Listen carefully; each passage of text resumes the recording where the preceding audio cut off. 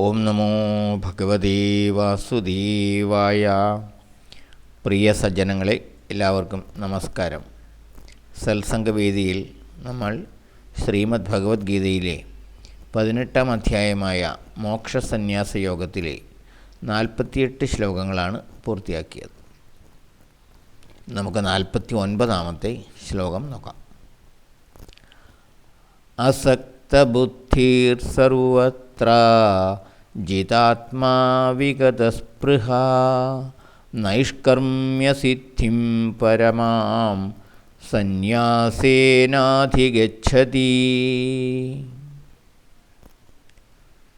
സർവത്ര, എല്ലായ്പ്പോഴും, എല്ലാറ്റിലും, എല്ലാ കർമ്മങ്ങളിലും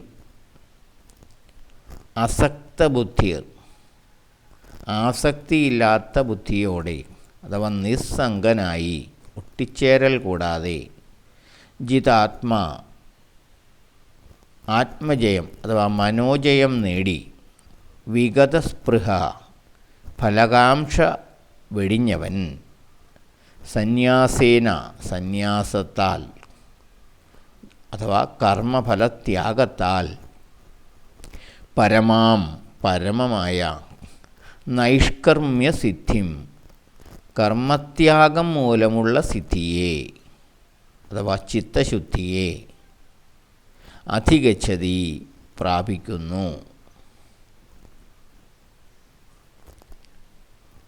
എല്ലാറ്റിലും അഥവാ എല്ലാ കർമ്മങ്ങളിലും നിസ്സംഗനായി, മനോജയം നേടി അഥവാ മനസ്സിനെ നിയന്ത്രണത്തിലാക്കി, ഫലകാംക്ഷ കൂടാതെ കർമ്മങ്ങളെ ചെയ്യുന്നവൻ, കർമ്മഫലത്യാഗത്താൽ പരമമായ കർമ്മത്യാഗം മൂലമുള്ള സിദ്ധിയെ അഥവാ ചിത്തശുദ്ധിയെ പ്രാപിക്കുന്നു. ഇതാണ് ഭഗവാൻ പറയുന്നത്.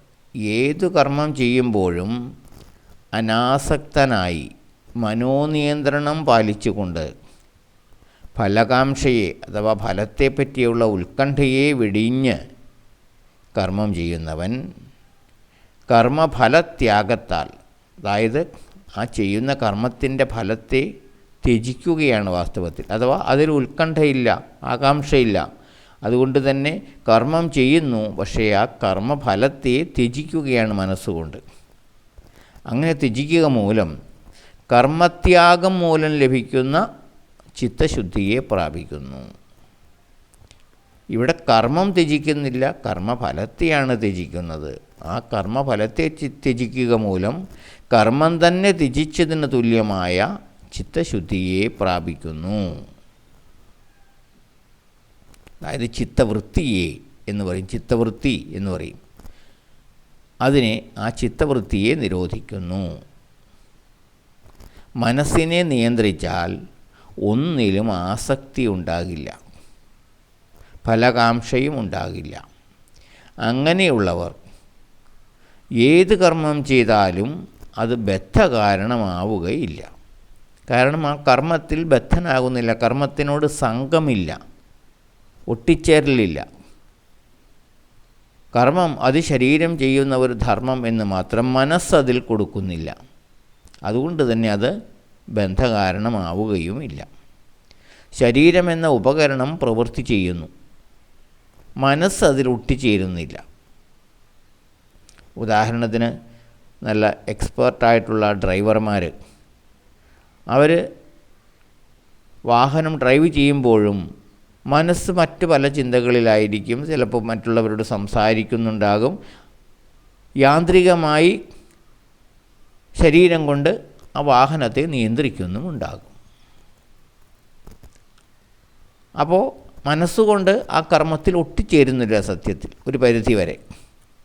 എന്ന് പറഞ്ഞ പോലെ നിഷ്കാമകർമ്മം, അതായത് നിസ്സംഗമായ കർമ്മം, ഒട്ടിച്ചേരലില്ലാത്ത, ഫലപ്രതീക്ഷയില്ലാത്ത കർമ്മം കർമ്മത്യാഗത്തിന് തുല്യമാണ്. ആ കർമ്മം തന്നെ ചെയ്യാതിരിക്കുന്നതിന് തുല്യമാണ് നിഷ്കാമമായി ആ കർമ്മം ചെയ്യുന്നത്. കർമ്മം വെടിയുന്നവന് ചിത്തശുദ്ധി കൈവരുന്നു. കർമ്മങ്ങളിൽ ഏർപ്പെടുമ്പോഴാണ് ചിത്തശുദ്ധി നഷ്ടപ്പെടുന്നത്. കർമ്മമേ ചെയ്യാതിരിക്കുമ്പോൾ ചിത്തശുദ്ധി കൈവരുന്നു. കർമ്മങ്ങളിൽ മനസ്സ് മുഴുകുമ്പോൾ ഓരോ കർമ്മവും ചിത്തത്തിൽ വൃത്തികൾ അഥവാ വൃത്തങ്ങൾ അഥവാ ചുഴികൾ സൃഷ്ടിക്കുന്നു. അതിനാണ് ചിത്തവൃത്തികൾ എന്ന് പറയുന്നത്. സന്യാസം എന്ന് പറഞ്ഞാൽ ചിത്തവൃത്തി നിരോധമാണ്. ഈ ചിത്തവൃത്തികളെ ഇല്ലായ്മ ചെയ്യലാണ്. കർമ്മമില്ലെങ്കിൽ ചിത്തത്തിൽ ഈ വൃത്തികളുമില്ല, ഈ വൃത്തങ്ങളുമില്ല, ഈ വൃത്തികളുമില്ല. അപ്പോൾ മനസ്സ് നിശ്ചലവും നിർമ്മലവുമാകും. നിർമ്മല മനസ്സിൽ ആത്മതത്വം പ്രകാശിക്കും. അതുകൊണ്ടാണ് ഋഷിവര്യന്മാർ കർമ്മങ്ങളിൽ നിന്നെല്ലാം വിട്ട് കർമ്മത്യാഗം ചെയ്തുകൊണ്ട് തപസ്സനുഷ്ഠിക്കുന്നത്. ആഹാര നിഹാരാദികൾ പോലുമില്ലാതെ ആണ് ഋഷിവര്യന്മാർ തപസ്സനുഷ്ഠിക്കുന്നത്. അപ്പോൾ അവർ ചിത്തവൃത്തികളെല്ലാം നിരോധിക്കുകയാണ്. മനസ്സിൻ്റെ ആ ചലനങ്ങളെല്ലാം നിയന്ത്രിക്കുന്നു. അങ്ങനെയാണവർ ആത്മാ സാക്ഷാത്കാരത്തെ നേടുന്നത്. കർമ്മഫലത്യാഗം കർമ്മത്യാഗത്തിന് തുല്യമാണ്. അപ്പോൾ നമ്മളെ സംബന്ധിച്ച് കർമ്മങ്ങൾ ചെയ്യാതിരിക്കാനാവില്ല. പക്ഷേ ആ കർമ്മഫലത്തെ ത്യജിക്കുക, കർമ്മഫലത്തിൽ ആകാംക്ഷയോ ഉത്കണ്ഠയോ ഇല്ലാതിരിക്കുക, സ്വധർമ്മം ഈശ്വരാർപ്പണമായി ചെയ്യുക. അപ്പോൾ അത് കർമ്മത്യാഗത്തിന് തുല്യമാണ് എന്ന് പറയുന്നു. കർമ്മം തന്നെ ത്യജിക്കുന്നതിന് തുല്യമാണ് കർമ്മത്തിൻ്റെ ഫലത്തെ ത്യജിക്കുന്നത്. കർമ്മങ്ങൾ ചെയ്താൽ കർമ്മവാസന പിന്തുടരും. ഏത് കർമ്മമാണെങ്കിലും അത് ചെയ്തു കഴിഞ്ഞാൽ അതിൽ കർമ്മവാസന എന്നൊന്നുണ്ടാകും, അത് നമ്മെ പിന്തുടരും. കർമ്മം ചെയ്തുകൊണ്ട് തന്നെ കർമ്മത്യാഗം എങ്ങനെ സാധ്യമാക്കാം? ആ കർമ്മവാസന പിന്തുടരുന്നതുകൊണ്ടാണ് ഋഷിവര്യന്മാർ കർമ്മത്തെ തന്നെ ത്യജിക്കുന്നത്. എന്നാൽ കർമ്മം ചെയ്തുകൊണ്ട് തന്നെ ഈ കർമ്മത്യാഗത്തിൻ്റെ ഫലം എങ്ങനെ ലഭിക്കാം? അതിനാണ് കർമ്മഫലത്തെ ത്യജിക്കുക എന്ന് പറയുന്നത്.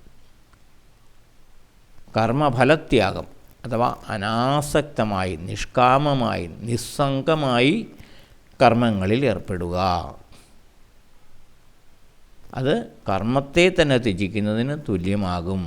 ചിത്തവൃത്തികളെ അത് നിയന്ത്രിക്കും.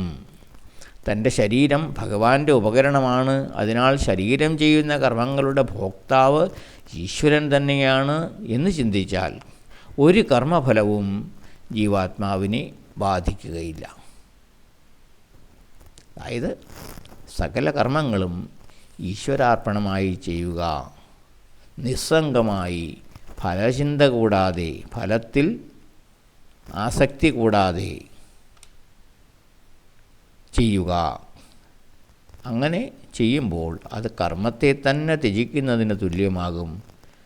ചിത്തവൃത്തികളെ നിരോധിക്കുവാൻ, നിയന്ത്രിക്കുവാൻ, അതുവഴി സാക്ഷാത്കാരത്തിലേക്ക് മുന്നേറുവാനും അത് സഹായിക്കും. ഇതാണ് ഈ ശ്ലോകത്തിലൂടെ ഭഗവാൻ പറയുന്നത്. അടുത്ത ശ്ലോകം നമുക്ക് അടുത്ത ദിവസം നോക്കാം. എല്ലാവർക്കും നന്ദി, നമസ്കാരം. ഓം നമോ ഭഗവതേ വാസുദേവായ.